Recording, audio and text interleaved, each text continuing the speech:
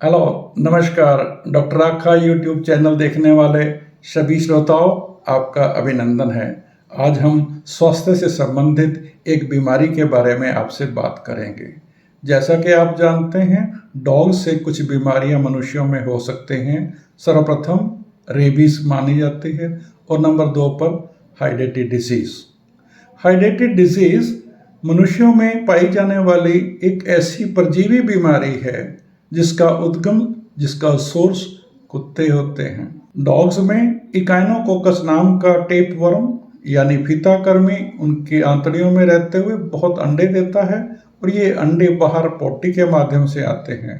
पोटी जब सूखती है तो ये मिट्टी में मिल जाते हैं या पानी के साथ बहकर पानी में मिल जाते हैं। किसी भी कारण और या माध्यम से ये अंडे अगर मनुष्यों के पेट में प्रवेश कर जाते हैं तो कुछ महीनों या सालों के बाद वो एक भयंकर बीमारी का रूप धारण कर लेते हैं, जिसे हम हाइडेटी डिजीज के रूप में जानते हैं। यदि आपके पास पेट डॉग है या आप पेट डॉग रखने की तैयारी कर रहे हैं तो कुछ सावधानियां आज हमसे जान लीजिए, ताकि आपका पेट भी स्वस्थ रहे और आपके परिवार के सभी सदस्यों का एक स्वास्थ्य जो है वो अच्छे लेवल पर बना रहे।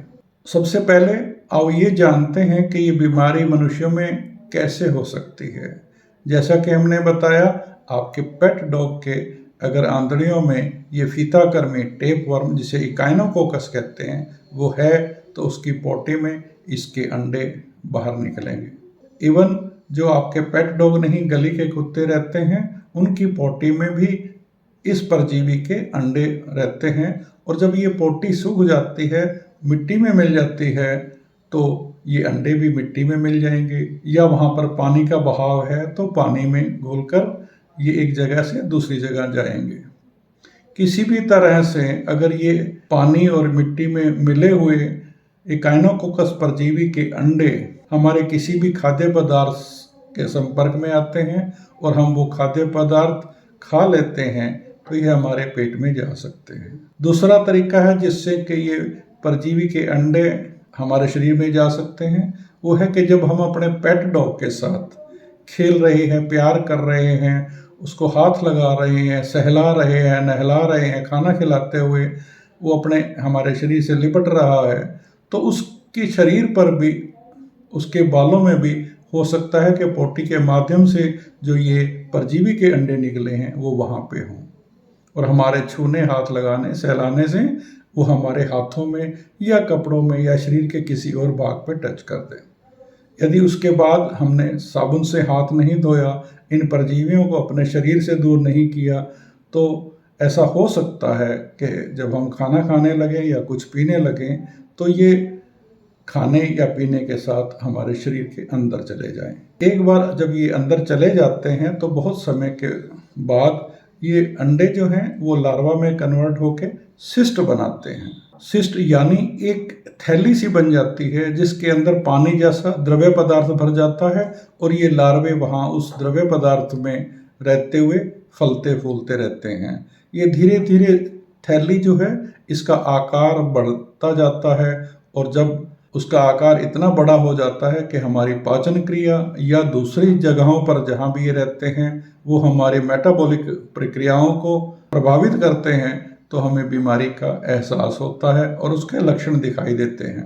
सामान्यतः हाइडेटेड सिस्ट जो हैं वो मनुष्य के लीवर में मिलते हैं या फिर लंग्स में भी यानी फेफड़ों में भी हो सकते हैं।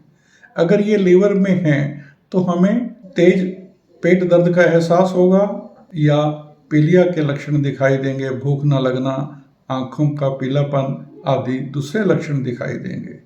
अगर ये सिस्ट हमारे फेफड़ों में बन गए तो खांसी आना और खांसी के साथ खून या वो सिस्ट अगर वो ब्रस्ट कर जाता है, फट जाता है, तो उसका द्रव्य पदार्थ भी खांसी में बाहर निकल सकता है।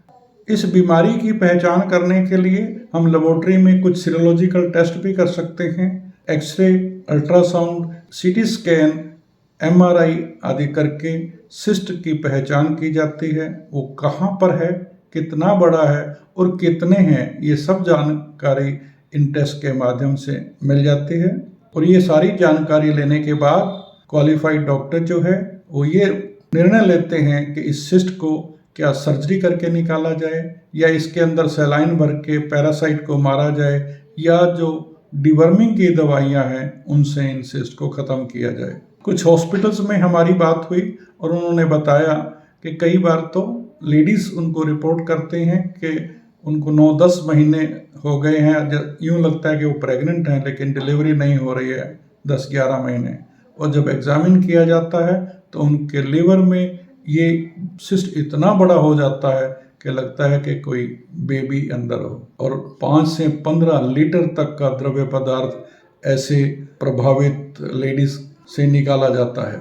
अगले वीडियो में एक ऐसे पैरासाइट की बात करें कि जो अपना सिस्ट मनुष्य के ब्रेन में बनाता है, यानी दिमाग में बनाता है, और वो इससे भी ज़्यादा भयंकर हो सकता है।